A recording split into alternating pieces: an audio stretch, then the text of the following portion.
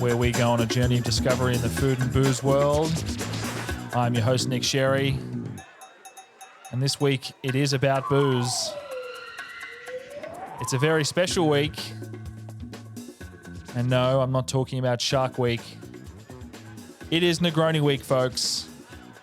All around the world this week, where you can drink a Negroni, all for charity. I'm very pumped. It's a bonus episode, and I'm very excited to be sitting down with our two guests today, two incredible women in the booze industry here in the United States. Anne-Louise Marquis, the National Portfolio Brand Ambassador for Campari America, and Tiffanie Barriere. She's the bartender's bartender, an influencer and educator. And you can find more about what she has been up to at thedrinkingcoach.com. And for more information about Negroni Week, go to negroniweek.com and you can see all the venues that are participating and the charities that are involved as well. So, it's Negroni Week. Okay, here we are, guys. Tiffanie Barriere and Anne-Louise Marquis, thank you so much for joining me this week. It's a very special week. It's probably not quite on par with Christmas, I would say. That's probably stretching it too far. But Negroni Week and then Christmas, it's, you know, they're pretty close to each other. It's like cocktail Christmas. Ooh, I like it. Cocktail Christmas. It's beautiful. Cocktail Christmas. Yeah. I don't know. Many events, so many good events. Now, I usually kick off. I know we are here to talk about the beautiful cocktail, the Negroni and Negroni Week itself, but I do kick things off by asking the guests what they actually cooked for themselves recently. So what was the last thing you actually prepared for yourself? Okay, I'll start because Tiffany is making a face because I think she's trying to remember. So I cook all the time. I basically don't go out except for this week because it's Negroni Week. I'm making an exception, but I'm trying to stay safe during COVID. And so I cook a lot. But I cook every day. I cook oatmeal, which becomes much more complicated than it should because I make steel cut oatmeal. So it's a two-step process. It's not overnight oats, but it's like an overnight parboil. And then I do oatmeal and then I top it with fresh berries and a blend of flax seeds and chia seeds and maple syrup. Look at that. That's what I made. Delightful. How about you, Tiffany? The last thing I made myself was breakfast. I have my own breakfast bowl. I take arugula, a little bit of lemon and olive oil, and then I top that with sliced tomatoes, oregano, salt and pepper, an egg over medium, and 2 pan sausages. Oh, look at that. It's a breakfast salad, and I want salad for breakfast, which is, I hope it's normal. But arugula goes a long way when it's good and fresh and in the morning. Feels great. I love it. Well, Tiffany, we should start with you, and just to kind of, introduce yourself. I mean, your resume is it's long. There's a lot of experience on there, and I guess the one thing that really sticks out to me is that you are an educator and you are a drinking coach. But tell me about your background in coming up in the industry. I landed here. I did not choose it. It chose me. It just came so natural. I come from a drinking family outside of Lafayette, Louisiana, and grew up in Houston. We constantly party. Everything's always communal with cocktails and food. It just seemed like, this is natural. And once I got out of college and people started to say, you need to get a real job, I didn't understand what that meant because I thought, this is a real job for me. So I had bartended very young in age. I've only had 4 real jobs in my entire life. They've all been at the bar, casual dining to steakhouse to fine dining to just bar extravaganza. And it's just been, every time I hit a new platform, I'm just excited to see how many people love to have cocktails and have great conversation and nerd out on different flavor profiles. So I've just kind of grown in that area for some time. 2006, I worked for an amazing restaurant called One from the South here in Atlanta, Georgia. We were a craft bar and restaurant inside of the airport.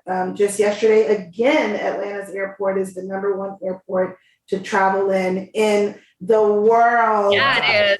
20 years in reigning, Atlanta, Georgia wins the best airport in the world. And as much people want to talk about how horrible that place is, listen, we're better than a lot of other airports because of how we love to execute.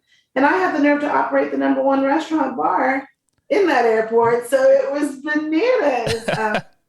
The impact, the influence, but all in all, the hospitality that we could offer people while travel was mind blowing. So I would go back any day of the week and feel that experience. And I've taken that connection with dealing with international travelers and American travelers, and now connected that to education and consulting just in a whole nother way.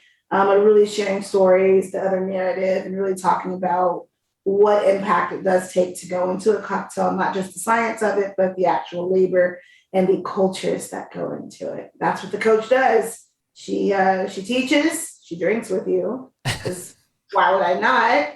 And have some fun, of course. I love it. I love it.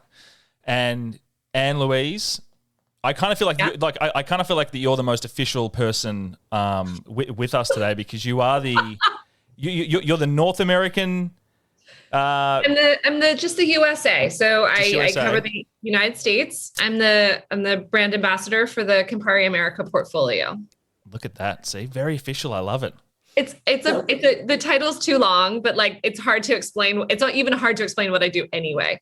But yeah, okay. But I'm going to say quickly about Tiffanie. I have to tell you. So I used to travel a lot, and I am in a kind of group of bartenders and bartenders turned brand ambassadors, and we would all fly through Atlanta on purpose and get extra long layovers in order to go to her bar. Oh, It was the only cocktail bar in any airport in the world that we would fly through. And we would like plan it, look forward to it, like plan our gates. I have sprinted through that airport in order to have enough time to have a drink at your bar with your incredible team. That was like, and some of the best drinks I've ever had were sitting at that bar. So she couldn't possibly oversell herself. Thank you. You're welcome. I cannot wait to serve you. I mean, if you were running late for a flight, but you still wanted to kind of swing by the bar, was there like what would be the go-to cocktail that you could quickly mix up or quickly pour out? Like what is that? I mean, it's a Negroni, right? It's like quick, here you go. Yeah. It's just a straight, a glass of something, a really quick one. But yeah, I mean, there's many times that I've like run through in a mad dash just to be able to sit for a second and have it. It's like it was the most civilized experience inside of just like madness, Chaos. Pure chaos. Yeah, pure chaos. And then you just sit there and you're like, oh, it's real. I was just there last week. It still exists. The place is still real. But it's funny that it is Negroni week and we're speaking on it, but that was the number one cocktail to pour fast. Yeah. Right. When you're in chaos, what do you need? You need stirred and boozy with a beautiful color. What else do you make? You make a Negroni. And so, so Anne-Louise, just give us a bit of an insight into your background and coming up through the business. Sure. So my background, like a lot of people in this industry, I think, is in theater. So I came up in the theater world. As a performer and director and producer. And I learned how to do a whole lot with a very little over the years doing that. And then I also was not necessarily super good at it. So I ended up not booking a lot of stuff. So I needed a second job. And so I started bartending. And through the process of finding the craft cocktail world, I blended those two things together. So, blending the events and the sense of theatricality with cocktails sort of started to become pop-ups, and that led to a brand ambassador job that led to another brand ambassador job. And I've been at Campari for 5 years now. So I work on the whole portfolio. So it's a little different than sort of a traditional brand ambassador who covers or sort of like embodies one brand and covers one territory. Mm-hmm. I work across the US and I cover the whole portfolio. So it's more of like a holistic approach to representing our company to bartenders. Excellent. That's a long story short. and so Negroni Week. Negroni Week. Let's it started back in, was it 2013, is that correct? Okay, so I'm really bad at math, but this is our 9th year. Ninth year. So I think it was 2012. 2012. I see my fingers. Yeah. Well, next year will be 10 years and that'll be 2022. So yeah. Okay. So yes. 2013. Perfect. But, right, but the whole idea behind Negroni Week was, it wasn't just about, going out and getting pissed and drinking Negronis. It was to raise money for charities. Yes. So there was a tornado that hit the Midwest, and a group of bartenders in Portland wanted to raise money to support those communities. I think it was in Kansas. Forgive me. Mm-hmm. And they wanted to raise some money, and they had this idea to let's team up, let's throw a party, and let's make it Negronis. Let's sell Negronis and then we'll donate a portion of our proceeds. And they teamed up with Imbibe magazine, who runs Negroni Week. Yeah. And they said, well, it's a great idea for this small event, but let's make it big. Let's make it national. Let's make it have impact. And so Campari came on right away as the sponsor of that event. And that has become Negroni Week around the world every year. And we've raised millions of dollars. We've happened in many, many different countries. And it's really exploded in the last 9 years. Yeah, I was looking into some of I think it originally started with like maybe 120 participating venues, or at least early on. Now it's up to like over 12,000 around the world, which is extraordinary. Yeah. Yeah, it depends on the year. I think this year, is a little different. Last year was really tough, obviously. Yeah. But before COVID, we were seeing incredible numbers of engagement. Yeah. And I know next year, it's our 10th anniversary. We're going to go really hard and get even more people. I'm sure considering what everyone's been going through with the pandemic, the amount of takeaway Negronis last year and this year are probably higher than ever. Because we call them Tagonis. Tagonis. Negroni Tagonis. Beautiful. Tiffanie just put her head in her hands. I love it. Oh my gosh. I need to narrate what's happening. I'm blown. That is just. It's so simple. So, and then what was really cool about the Tagonis and Negroni Tagoni is Meg Morehouse, who owns Love and Victory, who made that sweatshirt you are wearing right now. People can't see it, but it says Negroni. Is on your, literally, I just ordered it. It's on the way. So she created the Negroni Tagoni t-shirt that she used to raise money for bars and restaurants. And then out of that, we created labels that people could print on demand for any bar or restaurant to take for their takeaway drinks, to label them when that was like really just starting and no one had any idea what was going on. So yeah, it definitely became its own style of thing. The other one would be the Negroni in a freezer. So you could do like a freezer Negroni, which is like a batch Negroni, but you could just like pour it out as you go. Oh, yeah. Yeah. Beautiful. It feels so good. So good. Daniel does it, or my coworker does a freezer boulevardier. That's really his favorite thing. Yeah. I've got a whole section to get to on variations of the Negroni, which I'm looking forward to. Right. But if we take it back to the origins of the Negroni, when it was created, where it was created, is it safe to say that without the Americano, the Negroni would never exist? Yeah. So we call it the Negroni family tree, which kind of gives a visual for how to see the history of the Negroni as it moves from its origins into the original classic into all these variations that come out of it. So in the Negroni family tree, there's 3 drinks that create what we call the roots of the tree. So they're even below the trunk. And the roots are, so that when Campari was created, Gaspare Campari knew that it was too bitter to just enjoy just by itself most of the time. He wanted to drink it, lengthen it a little bit. So he would add a little bit of soda water. And this is right when soda water was invented. And so soda water was like artificial soda water, not like Anyway, so he was adding soda water to Campari, and that became the Campari Seltz, which is the first drink. So at the same time, as Campari was coming out, people were figuring out what to do with it. And they started to blend Campari with Campari from Milan with vermouth from Torino, Italian sweet vermouth. And so those two things together created the drink called the Milano Torino, or called the Mito, depending on how you want to call it. Mm-hmm. So those two drinks were super, super popular. And then when American GIs came over during World War I, they would taste the Mito and go, this is too bitter. I can't drink it. It was not set for the American palate. And so Italian bartenders would add soda water to the Mito, and they called it the Americano. So kind of like in homage, but also kind of making fun of Americans, like, oh, let's make a drink for the Americans, which is also why there's a coffee drink called the Americano, because the espresso was too bitter for Americans to drink. And so they added water to that Americano. So it's the same idea. So yes, you have those three drinks. So the soda water, the Campari Seltz, and the Mito come together to make the Americano.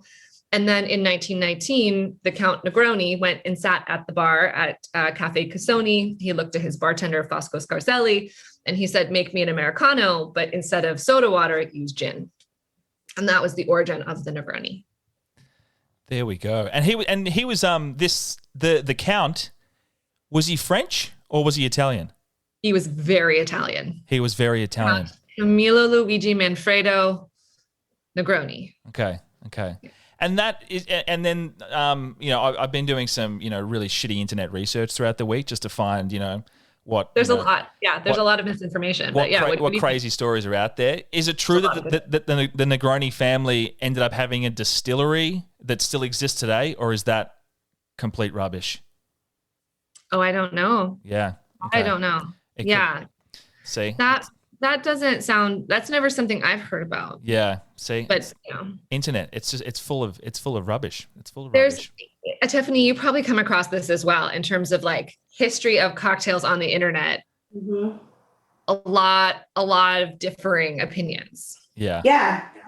There's, for one, these are stories that are shared while drinking. So let's just knock off half of the truth here. Let's just knock it out.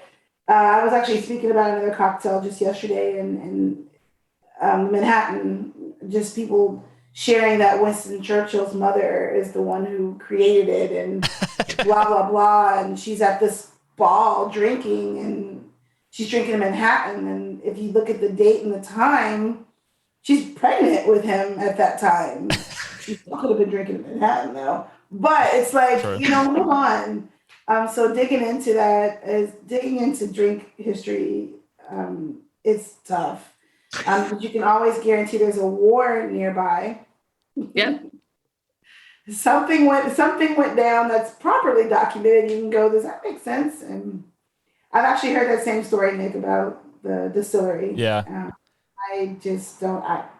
I think one of the favorite ones I came across was that there was there was one of the earliest reports of the drink in writing or something was Orson Welles like writing something in some correspondence to a friend in like 1947, and there was a quote that he said that when talking about the drink called the Negroni, that the bitters are excellent for your liver, the gin is bad for you, they balance each other out. See, could be rubbish, but there's something romantic about it, which I just want to hang on to. Well, it definitely tells you like where people were in their understanding of alcohol at that time.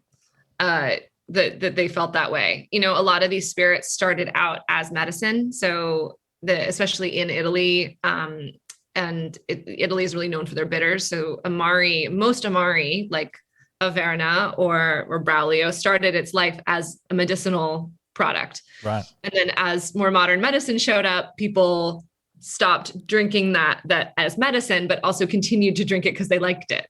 So there's a lot of stories about or a lot of like perceptions or ideas about how a lot of our bitters have medicinal qualities, but I mean, they don't really.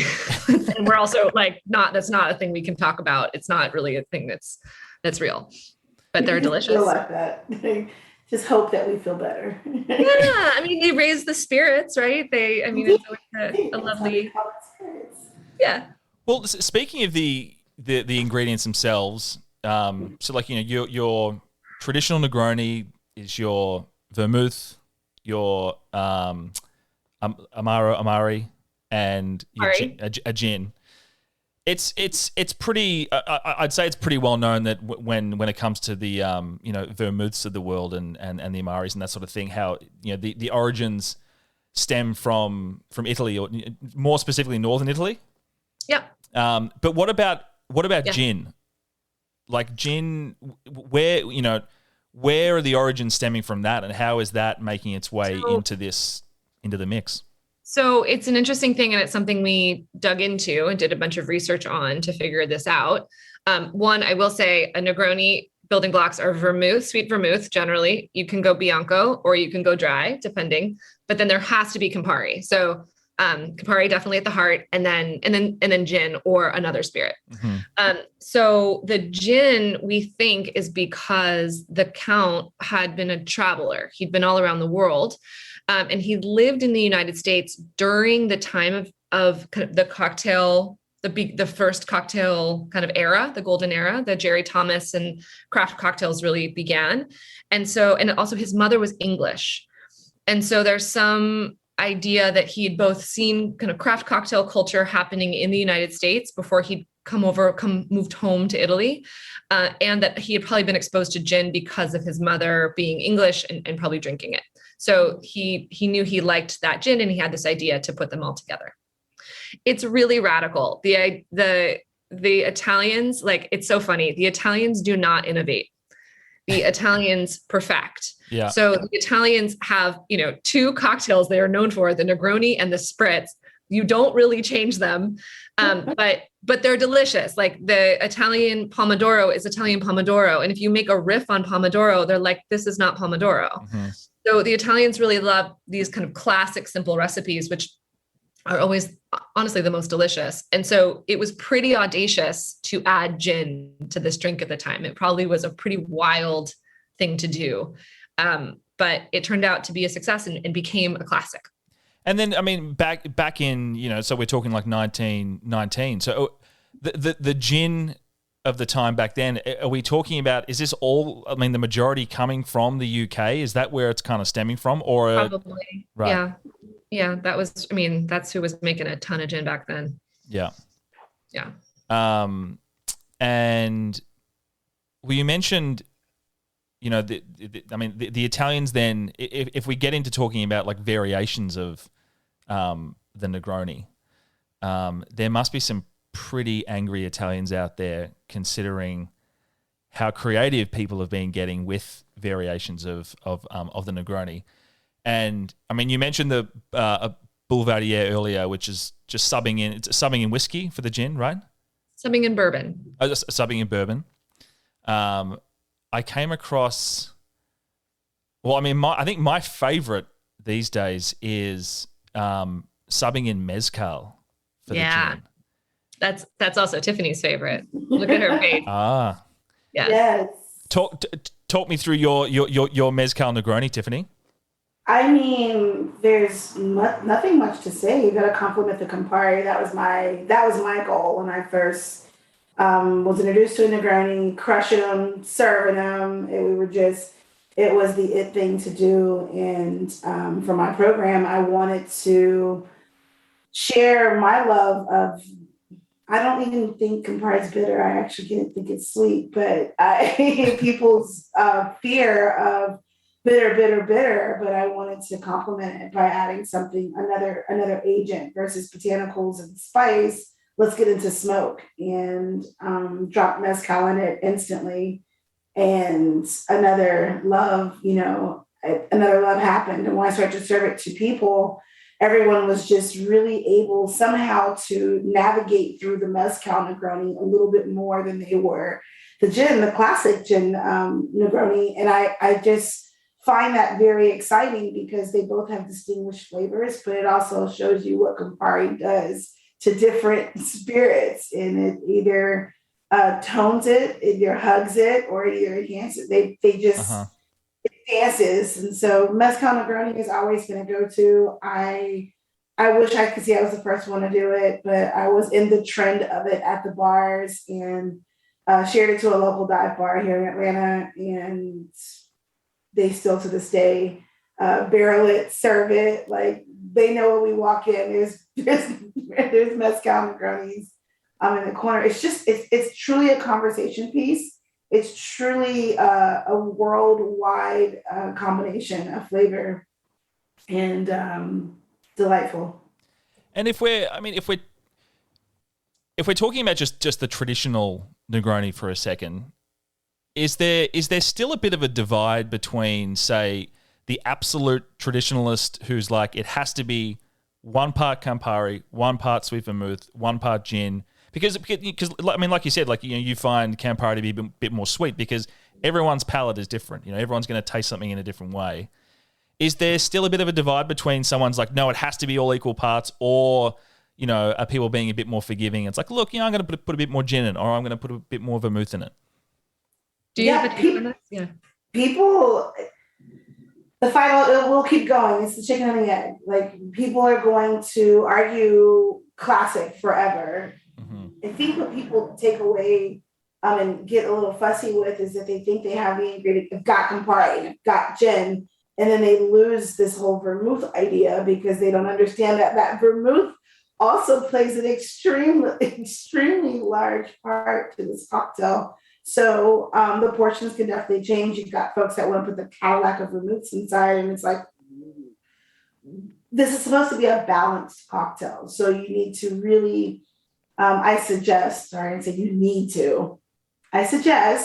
you really think about the products that you're using. Is the gin, you know, citrus forward? Is it, you know, heavy in the juniper? Is it Old Tom? Like, what are you really wanting your Negroni to come out as? Don't forget the star here needs to be Campari. So if you are going to use said gin, you need to understand what the vermouth does to that as well. Some vermouths are covered in herbs. Some are covered in a sweetener, another agent. Some are not even supposed to be in a cocktail. So it's really a balance. And when you figure that out, you realize it may be 3/4, 1 ounce, 3/4. It may be, you know, you have to really balance it out. But that is, to me, I think that's advanced, because as simple as we think the Negroni is, it's actually not that simple. You really have to be cognizant of the other 2 ingredients beyond the Campari. Like it seems like it's something that you can, for something that on the page seems so simple, I think you can easily screw it up.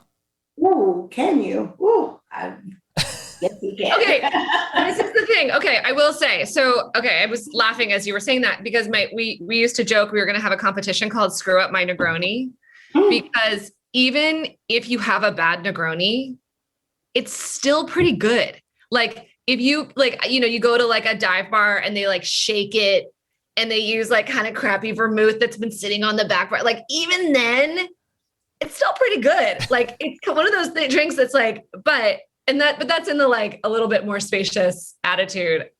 I do think that we've also like we've done this deep dive into like getting things really historically accurate, but also we need to remember that people have different palates and skew different ways. So like, yes, absolutely adapt your Negroni however you want to make it taste right to you, but then don't be like a jerk about that recipe. You know, like, people do that. They're like, well, mine is this one and this is the right way. I'm like, oh man. Okay. Negative. I've had some not properly executed ones, but they could go down. Like it being shaken, or someone saying, I put orange juice in mine. And it's like, oh, you know, okay. All right. At that point, you just want all 3 ingredients in there. Is there going to be this, and this inside? And then it gets, you know, a bit strange. But. And I would be remiss if I did not just champion Daniel Warrilow's message of put your vermouth in the fridge. So if you're listening to this and you're just making a Negroni for the first time, or just starting to get understanding of spirits, vermouth is an aromatized wine. So it goes bad.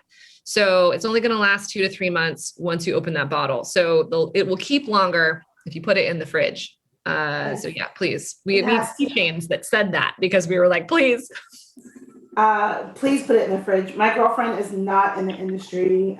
She's far from this industry, and she begs for that shirt every 2 weeks. Can we get the shirt yet? To say, put your vermouth in the fridge. And now when she goes out with friends, she looks and she'll just text me a picture and go, you should just, it's not in the fridge. And I'm like, I know. Put it in the fridge, everyone. It's wine. I think I've got like about 6 open bottles of vermouth in the fridge in the garage that have been in there for a while. I probably need to do a bit of a restock, I think. But quickly on the shaken, so I've never had a Negroni shaken, and I hope you never do, because what is happening to the alcohol when you are shaking that booze? Is it just like what does it do to the flavor? It's making the alcohol sad. It doesn't want to be shaken at all. It wants to be held in, held gently, have a chance to be held gently, caressed, talk to smoothly. Because when you shake it, it loses some of what it is. It's gotten a little too much water inside of it. We have definitely taken each ingredient into an entirely different galaxy.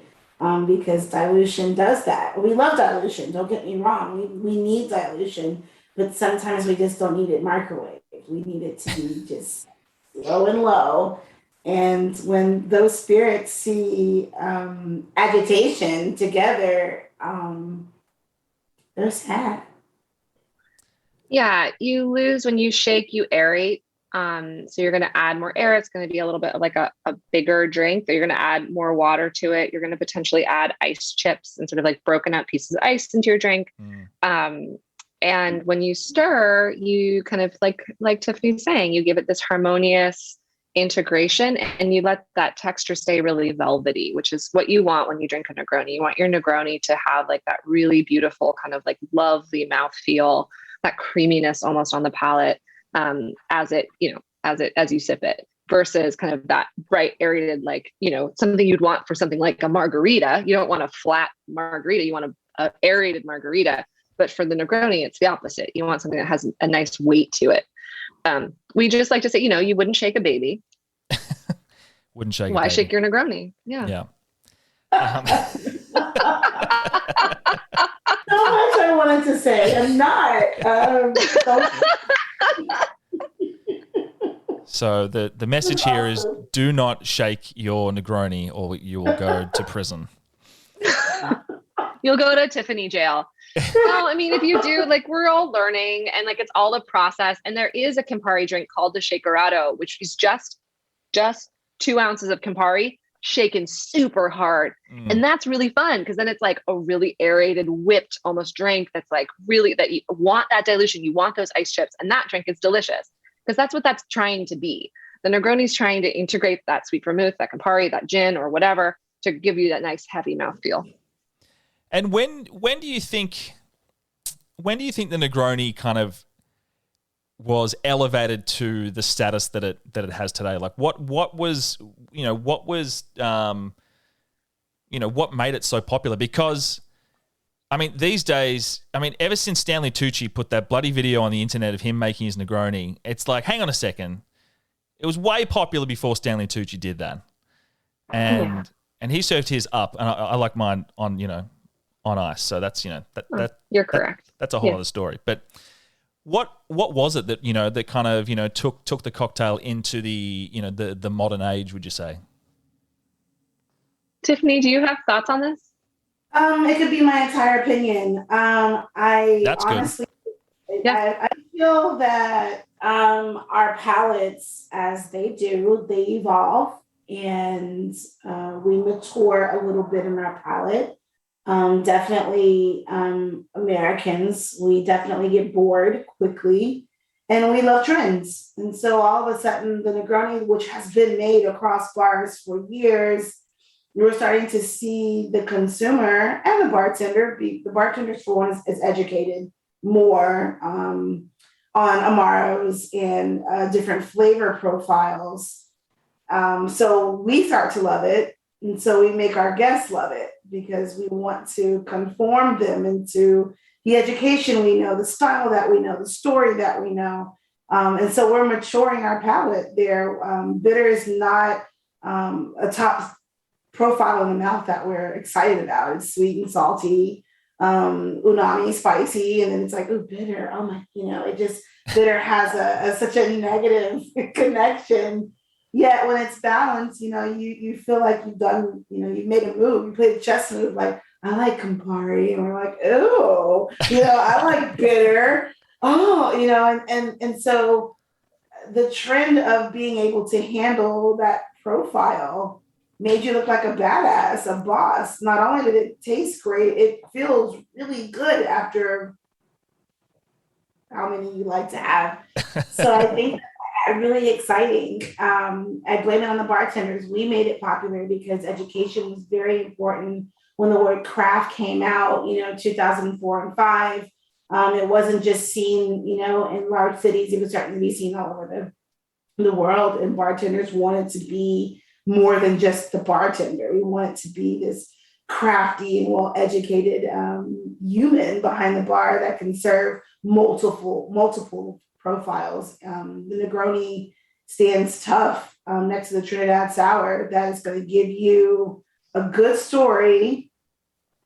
I mean, a palate pleaser, but you got to be a big boss to handle that, and a good understanding of the maturity in the mouth.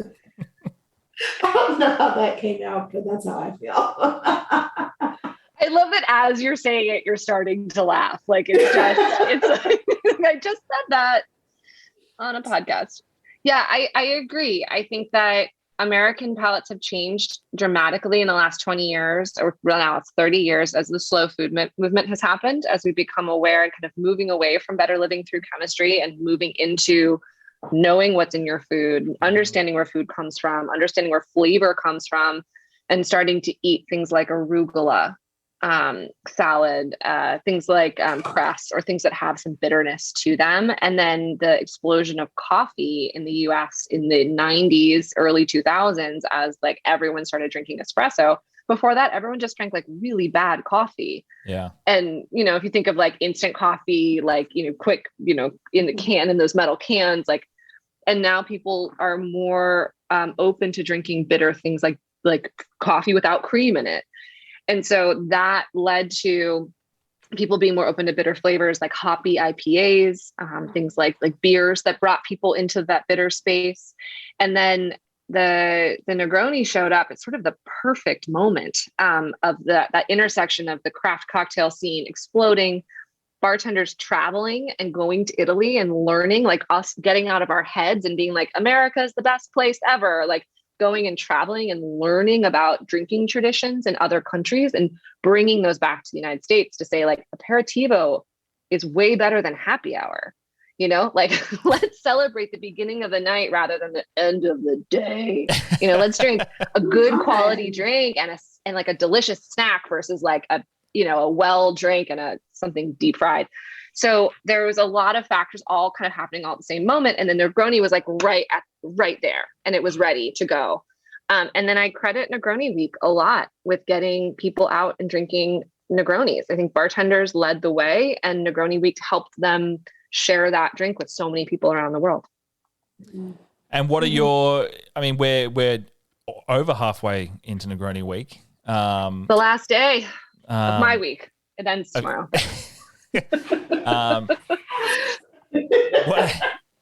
What do you have planned for the rest of the Negroni Week?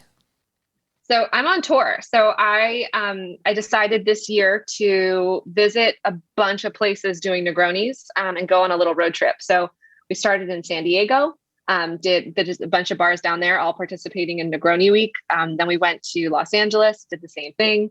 The next night we were in Santa Barbara. Last night I was in San Francisco. And then tonight we're going to be in Sacramento. So just trying to get out and support everyone, supporting Negroni Week and supporting these great causes, raising money for like incredible charities and not-for-profits. And also just trying to like help support bars and restaurants right now. The last year has been so I cannot understate how horrible it's been for people who own small businesses. And the 1-2 punch of things kind of coming back and then just getting knocked down again has been really tough here.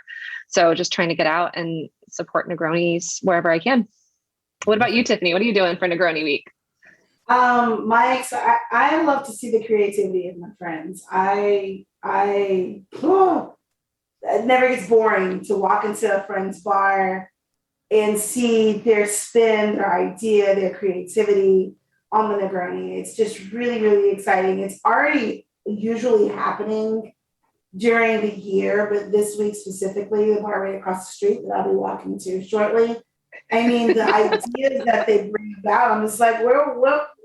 It makes me feel like an OG. I'm like, I would have never thought that. And just like we were talking earlier this week about tropical flavors and seeing coffee and white Negronis, just seeing every part of, and Instagram, that is, seeing everyone share their cultural background, what's readily available in their area, and make a Negroni out of it. And it's just for a great cause and some brag rights to show your creativity on the spirit. So I just love drinking them and liking them on Instagram and being, heart emojis. It's really, really exciting to see. And it's honestly we have a lot of things we do in this community together, but this week really shows a lot of unity.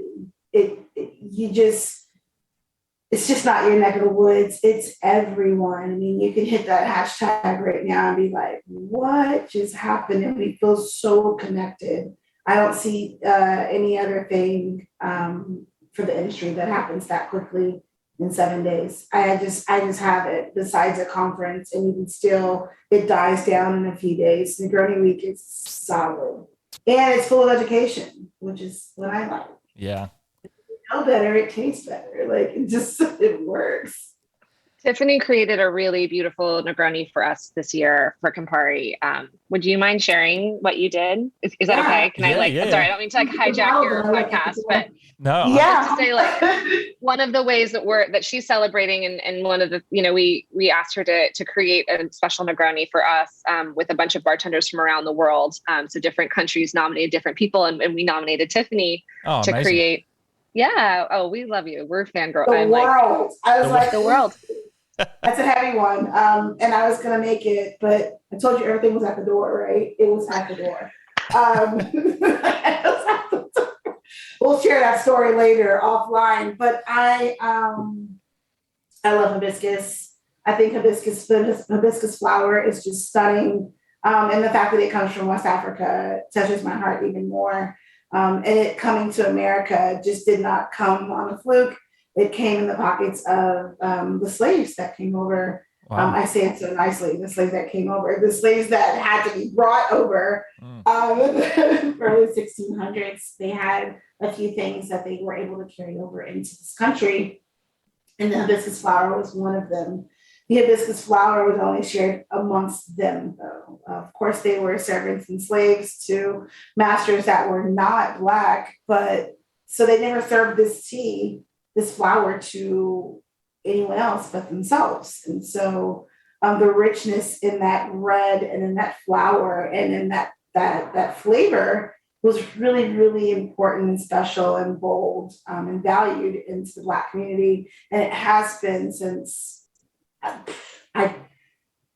before time, 1500s, maybe even before that, this flower has grown. And so the fact that they were able to grow that flower on the East Coast here in the States is just so valuable to me. Every year, the red drink is always celebrated around Juneteenth, which is a youth celebration for the Black community. But that red drink is seen all of the time in our homes. It's always like a red drink in the house.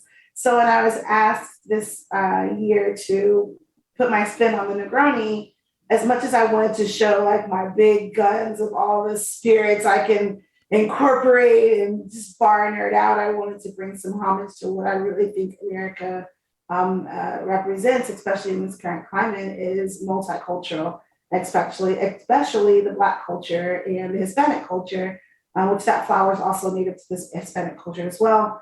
And Middle Eastern, multiple cultures it is, but I wanted to showcase all of what America does in a color of passion beyond this color, red.